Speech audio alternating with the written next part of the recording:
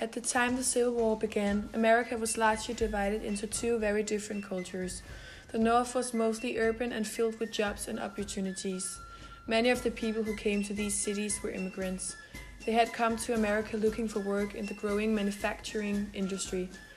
The South was mostly rural, with vast farms called plantations spread across the region. The main industry was agriculture.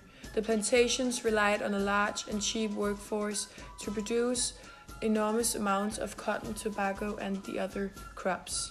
In the South, the main source of labor was slavery.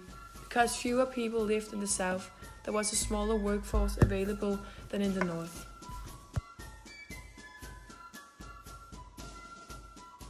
Slaves were used as cheap labor force to the plantations of the South.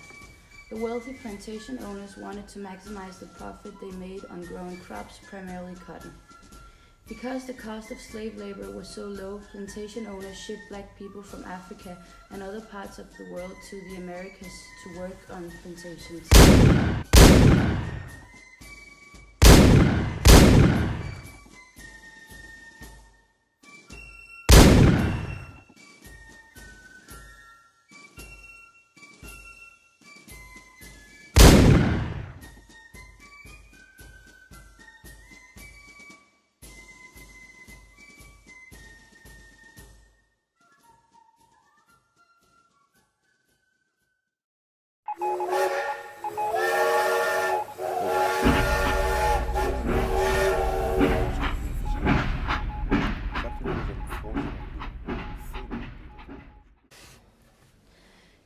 What started the war? Slavery was legal in the southern states but illegal in the northern states. The argument between the northern and southern states over slavery and if it should be allowed in the new states being created in the West was fiercely debated.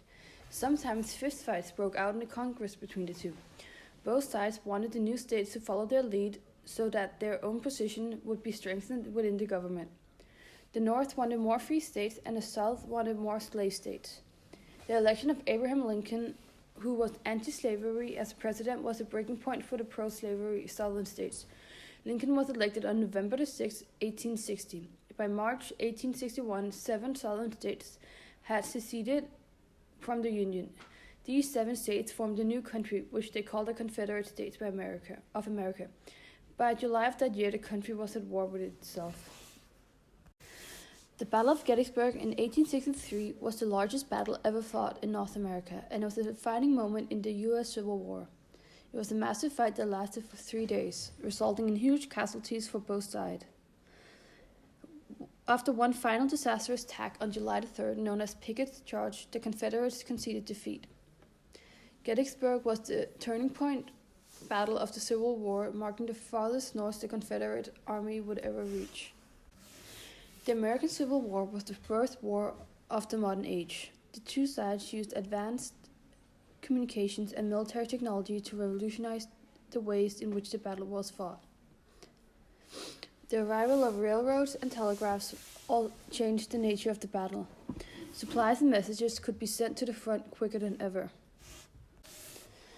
By the end of April 1865, the Confederate Army was low on numbers and its soldiers were hungry. With the South in ruins and many cities burned to the ground, Lee met with Grant at Proximus Courthouse, Virginia, to sign a surrender document prepared by Grant. The terms of surrender allowed the Confederate soldiers to keep their horses, sidearms, and personal possessions. The soldiers were allowed to make their own way home without opposition from the Union Army. Abraham Lincoln, the 16th President of the United States, was assassinated by John Booth on April 14, 1865, while attending the play Our American Cousin at Ford's Theater in Washington, D.C.